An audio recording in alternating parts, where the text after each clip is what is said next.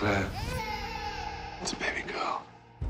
Oh, you're so beautiful. We're gonna be all right. I promise.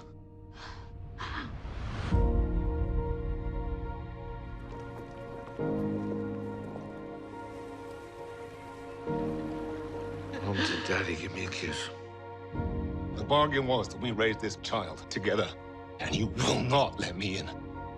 You asked me to leave behind everything that truly mattered to me. Oh, that's wonderful, darling. Wish away. You couldn't look at Brianna without saying him. What is it that you want from me? I want to know when you're going to come back from the past. I've come home. You are under arrest. Jenny, no! Put him in the irons. I spoke to you of my wife. You said she was dead. You said she was gone. She's truly gone. We have to establish that Jamie's alive. There must be records. We will find him.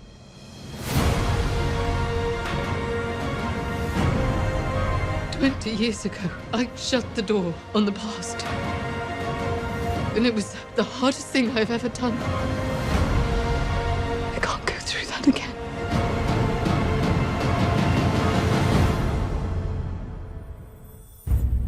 I found him.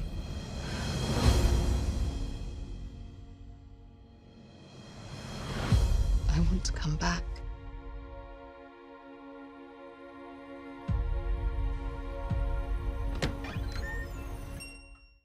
Guys, Droughtlander is over. It's over. Come on! The show is back this Sunday, 8 p.m. on Starz and the Starz app. This is super exciting for all of us. You can see the enthusiasm right now. How do you, for you, Droughtlander's been over for a while. You've been making it. So is it the same level of excitement when you get that first script? It's that you're feeling monumental. right now? It's monumental. The rain has come to New York. Yes, we brought it with us. We're trying to create Scotland right here in Manhattan. I just imagine you standing outside Ron Moore's window as he's typing away. And you're just like, do you have scripts ready yet, Ron? Can you show us, Ron, what's next? Ron, where are you? Where are the scripts? Ron wrote the first script and for the season, and it's a terrific start to the season, and the whole season is really strong, I think. But it's an amazing episode. Right. Coming back, the one thing that was different this time is you weren't together in the first episode, and you're not together for a little while. Maybe that's why it's the best. Ow, that hurts just a little bit. But what was that like as performers, not having your other half there to start the season? Well, what we haven't told you is that in all of those clips, that's actually Sam playing Frank. It's He's just so good. want to know where you've been. No, I mean, for me, it was slightly different because I was working with my regular homies. You know, I was working with Tobias and Sophie. So I didn't miss him at all. I don't know. What were you doing? No, I'm... It was, no, the first episode, we do say goodbye to a lot of our regular characters, and it's very, it's the beginning. It's a new beginning for the show. We obviously end up in Jamaica, which we were shooting in South Africa, and there's a lot of new faces and a new look to the show. But yeah, the first few episodes are very sad, and there's it was hard to say goodbye to a lot of our favorite people. Right. You were joking about it before, but I mean, how closely were you sort of following the idea of Jamie and Claire being separate? I mean, did you stay away from Sam on set? Did you make a point of like doing the wedding day thing of not seeing your husband? Well, we were working in very different worlds. I mean, I was sort of doing the 40s, 50s, 60s. I was a lot of my stuff was studio based or Glasgow city based, which is Boston, of course. And Sam's stuff, they were out in fields that were, where was it? Like Took, I think. It was really wet and mucky. So we didn't see a lot of each other. I mean, we did shoot a little bit out of sequence, so it wasn't like we were separated completely and then we started with the reunion. But it did feel like, there would be a couple of times we'd run into each other and we're like, oh my God, like, what have you been doing? Like, how are you?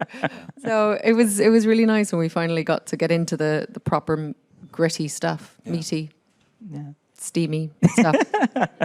What did you discover yourselves about yourselves as characters and performers, maybe being separated, having to sort of build your own life in this way as your character? Were there different aspects of your performance you hadn't considered before?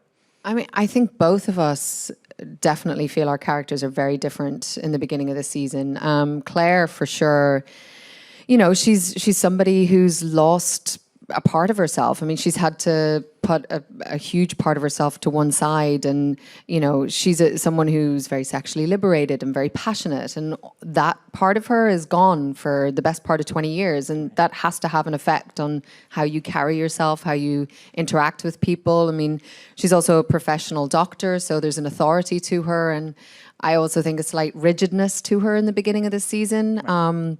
But I'm pretty sure that when she reunites with Jamie, that those layers kind of fall away and she becomes that free and loose woman that she always has been. Yeah, she can't hold herself back. No. But it's well, I mean, there is an energy and a life to the two of them when they're together, and I think so when they're apart. Yeah, I mean, certainly for Jamie's story, you know, he's learning to live without the woman he loves, and he finds that very difficult, and he's a shadow of himself, and it's a long journey for him to get back to the man that we know and love, and it's probably not until she returns that's the case. Right, becomes a whole again, in a way. Certainly something, being able to work in That's the Ron Moore. Ron. Ron, we're not giving away any secrets, I promise. Sacked. Calling in. One thing I wonder, I mean, at this point, 3 seasons in, these characters are yours on the show. They exist on the page as well, the great characters that Diana created, but you have a certain ownership of them after 3 seasons. How do you think your versions of them differ from what's on the page? Do you notice a difference between the characters in the book and who you're playing on screen?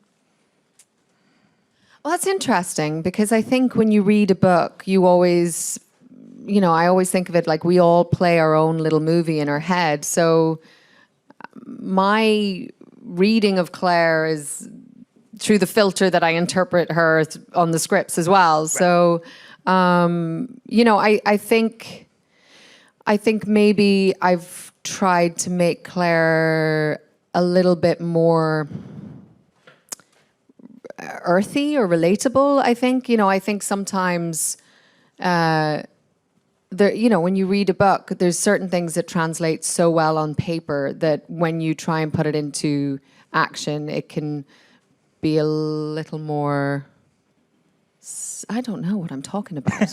I don't know. I get the page and I do what I try and do. No, we were asked this question last night, and it's Right. like, when you read the book, do you hear each other's voices or whatever? And it is a tough one, because ultimately the book is different to the script, even though we try and stick as close as possible. Right. And when you read the script, it's slightly different. Right. We have different writers on the show, and so ultimately, we try and bring that sort of. It's funneled through many layers of interpretation, I guess. Yeah, And yeah. by the time it gets to us, I mean, there's a way that I will see things purely because my life experience informs the way I understand something. So, I think it'll always be a different interpretation. Right.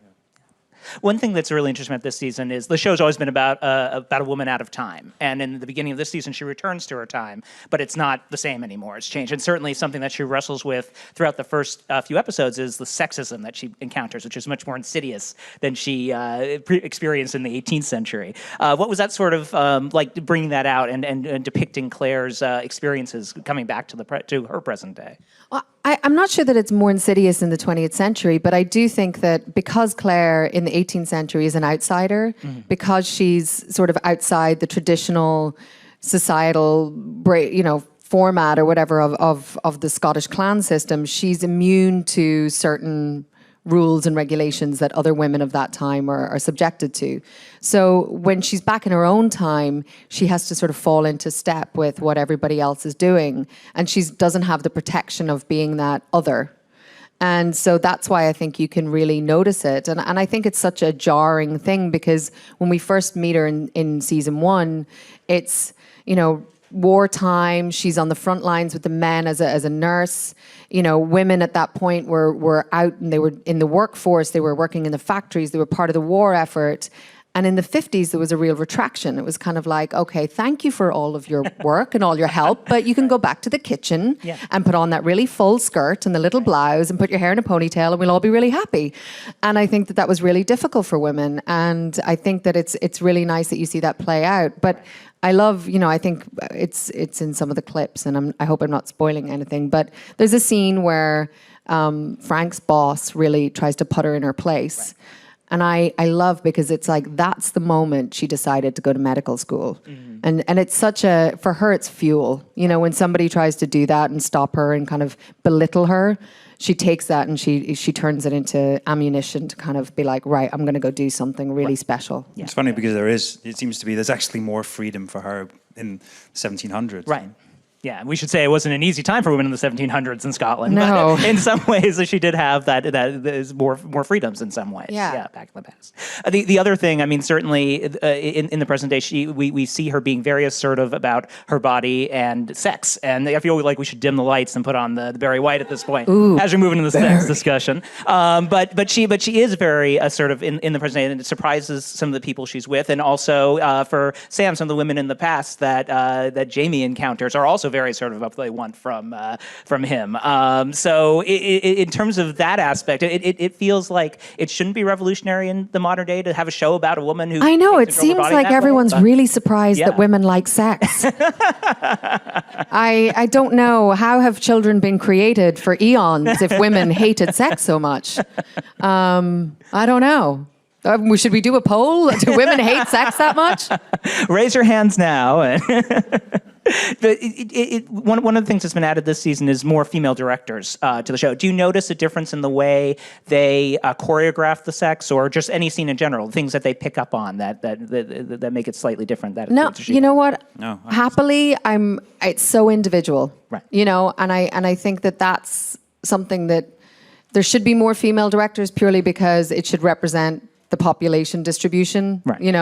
But no, there's some women are very sensitive and come from a much sort of more romantic viewpoint, but then some of our male directors have been more like that. Some of our female directors are much more technical, and it just runs the gambit, and that's how it should be. It's not, oh, you're women, you're going to look at it exactly this way. No, there's very many different opinions and different aspects to it all. It's about the right person for the job, and I think we've got the right people for the job, and it is fun to work with different directors. But the first few, actually, we have Brendan, who was it was kind of nice to start with him, and but then we had a real sort of mixed group of directors, and I feel like each one brings something different to the show. Right. And it's amazing, I would say one of our greatest action directors was Anna Forrester, right? Who also was able to handle really sensitive material very beautifully. But one of our most sensitive, I think, romantic directors was Metin. So it, wonderful. I think I love that Meryl Davis really fought hard to try and get as many female directors as possible. But also, I love that it's not. It doesn't become a cliche that it's like, oh, the women are good at this thing and the men are good at this. No, and it's great to see that there's such variety among everybody. And I think the show has this strength, and sensitivity, and I think that's really important. It's not a show for women. It's for everyone. It's got so much more to it. We need more men. Come on. There's some here today, though, which I'm very excited about. Hi. There's a couple guys in the audience. Hey. I will say, for audiences of both sexes, Sam, your butt gets a pretty good workout in a lot of the episodes this season. So my butt's getting a complex, by the way. Your butt does well too. I mean, yeah, there's a bit of butt. The other thing that was picked up last season, we saw that beautiful episode where Claire lost Faith, her child, with Jamie. And in that moment, it was told from her perspective because it was her loss. And then we raced to the end of the season with all the other events. I think this season we really see how that loss impacted Jamie and the loss of Brianna as well. Sam, what can you talk about in terms of fatherhood for Jamie this season, and how he sort of thinks about it, and what being a parent in his head after suffering these losses? Yeah, I think that's. Trying to talk around spoilers here, but sure. he obviously it greatly affected him, and a father can never quite experience it the same way that a mother can, or that Claire does. But he does greatly regret that, and then to lose Brianna is a tragedy for him. So he's lost his whole life, and to rebuild that takes some time. And then, without giving away too much, he maybe finds something else to put his life into. But again, it's never runs smoothly for him. It's something that he's always wanted, and I think it's something that he yearns for, and it's a part of him that's incomplete. Right. Neither of you have children yourselves, but were there parts you drew on growing up, your memories of being a child, that you wanted to bring into your portrayal of parenthood, or thoughts about being a mother and father? Yeah, I mean, I think you steal from every moment in your life you can, or, I come from a very big family. Pretty much all my siblings have kids at this point, so I'm an aunt to 11, 12 kids. So yeah, I think you just try and draw on all of those experiences that you have or that you've witnessed. Yeah, I mean, in Jamie's case, it's a very lonely season for him for a while, and I think it's about companionship and about him wanting to nurture something. And I think, it's very sad that he doesn't get to do that. I do want to talk about your co-star Tobias Menzies, who is it's me. Oh, yes, right here. You can put on your other face now. Thank you. What's funny about this season is he gets to be Frank more often than he has in the past, and you encounter him as Frank more often than he has in the past. Is it funny seeing him in that other persona after being with Black Jack for so long? I love working with Tobias in the Claire and Frank dynamic. I think it's a really sad, it's so tragic, those two, because, especially Tobias plays Frank with such heart, and there's such a gentleness to him. And, he's such a good guy in a way. I know in the books he's not as good of a guy, and later on he's not a great guy, but he takes back this woman who's been away for 3 years, comes back pregnant with another man's child, and she says she's been in the past, and he's like, okay, I'll take you back. And he really does, he does try very hard to give her space to understand, but she's experienced something far deeper and far greater than she ever felt for Frank. And so you can never really go back after you've felt something like that. And so the tragedy is that Claire isn't getting what she wants. Frank isn't getting what he wants. And the two of them are good people trying to make the best out of a really messed up situation. And it's just really tragic to see them live in this compromised, sort of unhappy life. They do spend 20 years together, so there has to be, I think Tobias and I really wanted to not make this like, she doesn't love him, he doesn't love her, they're miserable. I don't think you two people would spend 20 years together if that was the case. I don't think Claire would spend 20 years with someone if that was the case. So, I love that it's not just all Frank chasing Claire. Right. She's essentially a widow in terms of the Claire-Jamie relationship. So she has to try and want to succeed. She has to try and want happiness. Right. I think otherwise she would be kind of a pathetic character in some ways. And she's a survivor, and I think she would try and succeed in every part of her life, whether it's a relationship or career or motherhood. But the tragedy is that she never is able to replicate or match what she once felt. So... but he's wonderful in this role, and it was great to work with him so much. He really, without giving away any other sort of spoilers, but he kind of, there's a moment, and you have to watch out for it, but he really beautifully ties, actually, I think the two characters, Black Jack and Frank, there's just a moment that he ties the two together. Ooh. I'm going to ask you about that moment later. Well, we shall talk about it. If you see it in the episodes, tweet at us, and we'll figure it out. Tweet at Sam, and he'll tell you if you're right or not. Yeah. Which scene was it? So, Sam, I don't know if people know this, but we have a superhero in our midst. Kind of, Sam played Batman, The Dark Knight, in a Batman Live stage show. I don't know if you had seen this before, but I want to confirm. They made a tartan Lego Batman.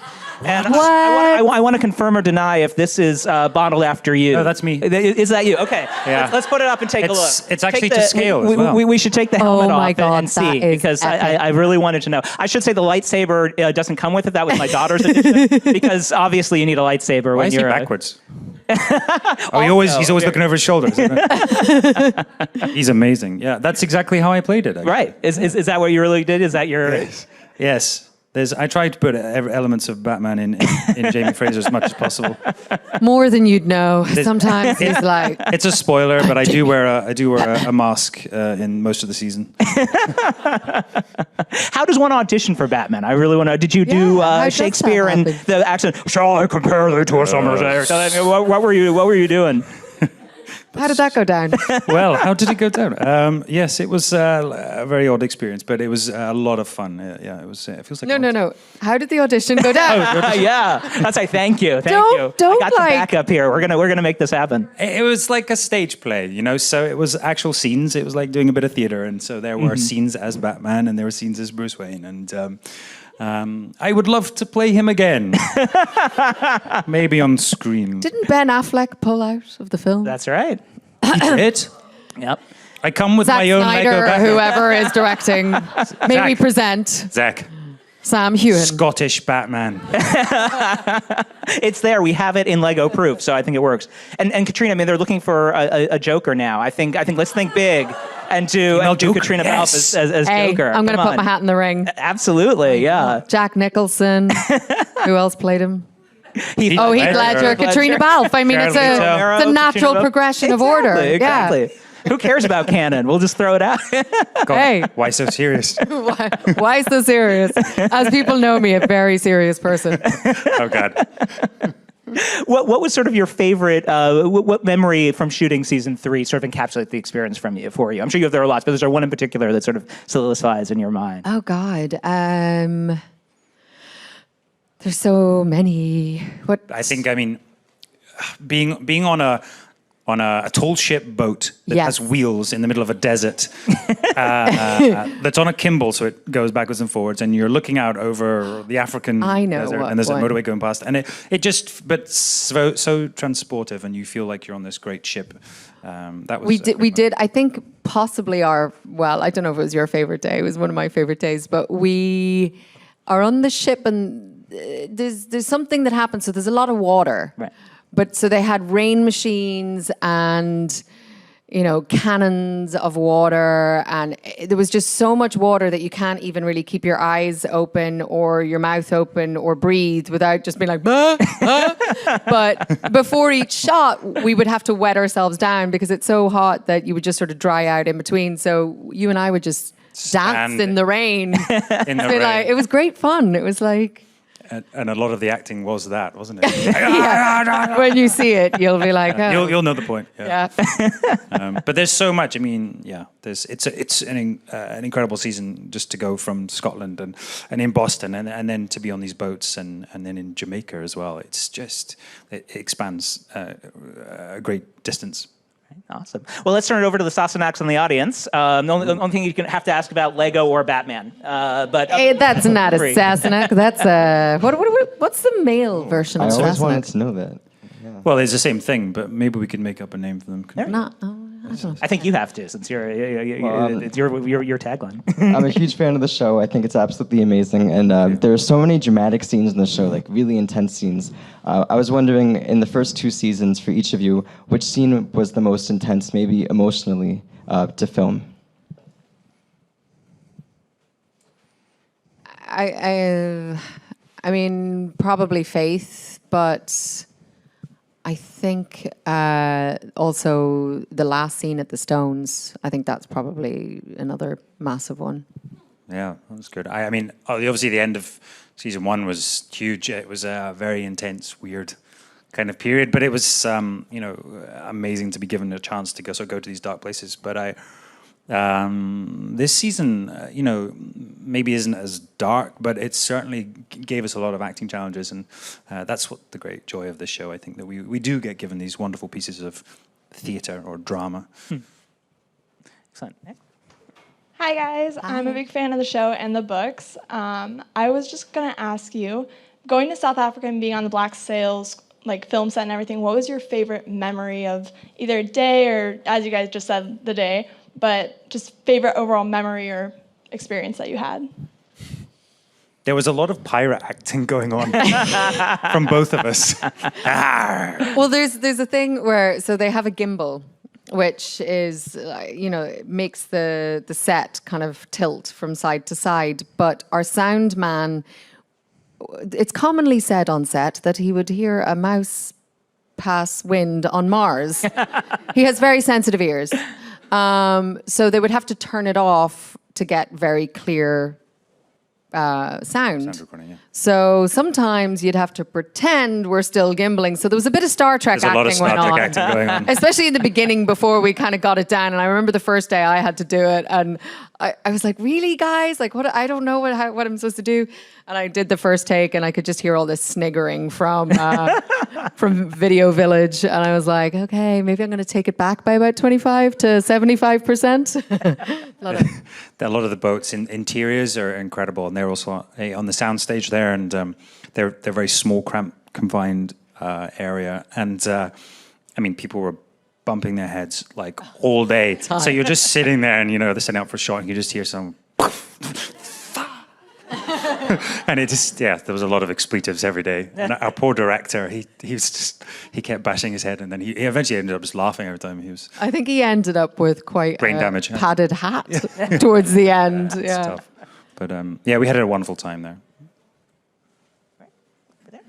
Hi. So as a nurse myself, one of my favorite things about Claire is that she is a nurse. Did you do anything, any research or talk to anyone from her becoming a nurse in the 40s to a surgeon in the 60s? Yeah, well, in the 40s, we've had this great doctor who comes on set, who's our medical advisor, and her name is Claire, funnily enough, but she's fantastic. So in the very beginning in season 1, we'd gotten these missives, I guess, from the British Army that were basically instructions on all the different bandaging styles and things that you had to do on the field. And so that was something that I went over and learned how to do different bandaging things. And I get very protective of the way Claire bandages because Sam has a lot of bandages always. And so it's supposed to be Claire doing it, but sometimes it's Sam's costume girls. And I'm always like, she wouldn't do it like that. Wrong. Take it off. Wrong. I'll do it. I'll do it. Move aside. And so there's a little bit of control issues going on. But going into the 60s, I mean, we have one scene that was so cool to film. Actually, I keep forgetting. There's so much stuff that you just forget about, but it's a proper operation. And we had like moving parts and prosthetics, and we had to learn how to tie knots off with one hand. And we had an Irish nurse in who was a surgical nurse who was very, we kind of walked into the set, and the props guys had laid everything out. She's like, "No, it's not how it would be. This is where this goes. This is where this goes. You take it in that hand." I was like, "Oh God, okay." She was very, very, very strict. But, I love all of that. There's only a certain amount of you can learn. But I always like to try and do as much research as I can. But we always have these great medical advisors on set. So. We had one in South Africa, and I mean, there's so much detail that goes in, and we were talking about what bile or puke looks like when you're throwing up. And I mean, we were actually looking at different ones that they'd made, different consistency, and he was like, no, you need something with a bit more bile in it. So they worked out, and eventually it was like egg whites they put in with this other stuff, but it's just like so much, you're like, I don't care, just give me something I'm just going to throw it out anyway. Nobody's going to see. No, we need egg whites and vanilla essence. Career goals, bandit critique, and bandage pad critique, yeah. Let's see, who else we going? Right over there. Hi, I'm a really big fan of the show. I'd like to know, what is the best part of your working day? Oh, walking on set. It never gets old. I think there's something really magical about film sets, especially when you walk through studios or walk through lots, and there's carpenters hammering away, there's people moving things. It's like a little city of... It always reminds me of Fraggle Rock. I don't know if people know that. Like, there's just so much stuff going on. And I think if you've dreamed of being an actor since you were a kid, that little butterfly in your stomach of when you're walking through and there's so much activity and you're like, I get to do this for a living. I think that's always the highlight. And then it steadily goes downhill all day. That's true. After like the 12th take. You're like, hi, good morning, everybody. I hate you all. We're still doing this scene. No, but there's always, especially, we said in 1 and 2, the seasons, in Scotland, there's always a moment where you're just looking out on location and you're just like, wow. And I think on this season, especially, there was one day we were shooting on a beach in South Africa, and there were dolphins in the water next to us, maybe a few hundred feet away, and they were like trying to attract our attention the whole day. And I was shooting a scene, and I'd just be like, kind of like side-eyeing them the whole time because they were like waving their tails, and it was so fun. They wanted a cameo. Come on. They're like, get us into the show too. Yeah. All right. Well, thank you so much, guys. It's been a lot of fun. Thank you for coming in today. Thank you for having us. Thank you for coming. Sunday, September 10th, 8 p.m. on Stars and the Stars app.